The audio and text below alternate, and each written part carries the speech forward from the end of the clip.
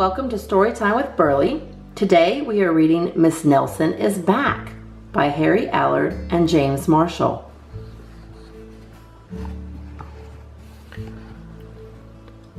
Miss Nelson is Back by Harry Allard and James Marshall. One Friday, Miss Nelson told her class that she was going to have her tonsils out. "I'll be away next week," she said, "and I expect you to behave." "Yes, Miss Nelson," said the kids in 207. But at recess, it was another story. "Wow," said the kids, "while Miss Nelson is away, we can really act up." "Not so fast," said a big kid from 309. "Haven't you ever heard of Viola Swamp?" "Who?" said Miss Nelson's kids. "Miss Swamp is the meanest substitute in the whole world," said the big kid. "Nobody acts up when she's around." "Ooh," said Miss Nelson's kids. "She's a real witch," said the big kids. "Ooh," said Miss Nelson's kids. "I'll just bet you get the swamp," said the big kid. On Monday morning, Miss Nelson's kids were all in their seats. They were very nervous. Some of them had not slept well all weekend. "If we get the swamp, I'll just die," said one kid. They heard footsteps in the hall. Slowly, the knob turned and the door opened. "Do you think it's going to be the swamp? Let's see."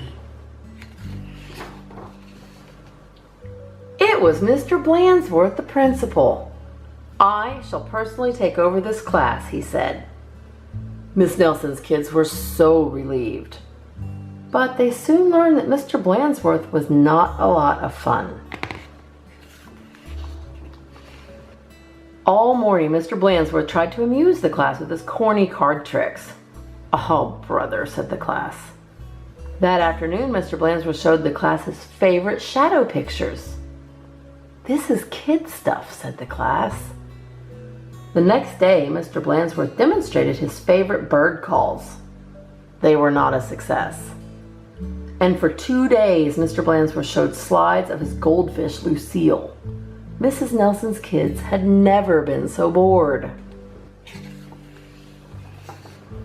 While dusting erasers in the schoolyard, 3 of the ringleaders of 207 discussed the situation. "Something will have to be done," they said. "We must get rid of Blansworth." And they hatched a plot. After school, they painted and sewed and borrowed some old clothes. And they practiced some very difficult stunt work in the backyard. Whatever do you think they're up to? The next day, they weren't in class. "That's too bad," said Mr. Blansworth. "They'll miss all the excitement." Mr. Blansworth was about to show the class his collection of ballpoint pens from all over the world when someone came to the door. Slowly, the knob turned and the door opened. Who do you think it could be?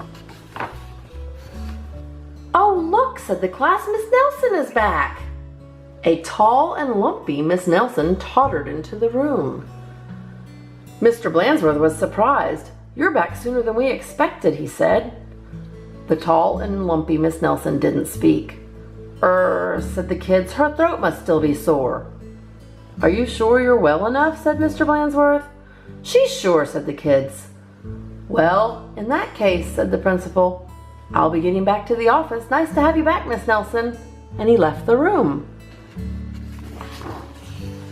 "Hot dog," cried the class. "We got rid of Blansworth.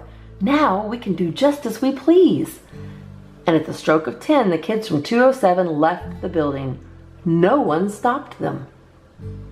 They went straight to the movies where they saw The Monster That Ate Chicago twice.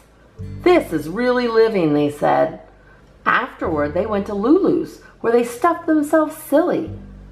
But soon they made a serious mistake. Heading back to school, they passed Miss Nelson's house. Miss Nelson couldn't believe her eyes. "Those are my kids," she said in a scratchy voice.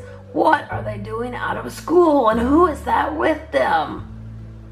Miss Nelson telephoned Mr. Blansworth to see what was going on. "You are not Miss Nelson," said Blansworth. "Miss Nelson is back." And he hung up. "Can't fool me," he said. Said Miss Nelson. "Something will have to be done." And she went to her closet. Back in 207, Miss Nelson's kids were spending an agreeable afternoon. They were very pleased with themselves. "We should do this more often," they said.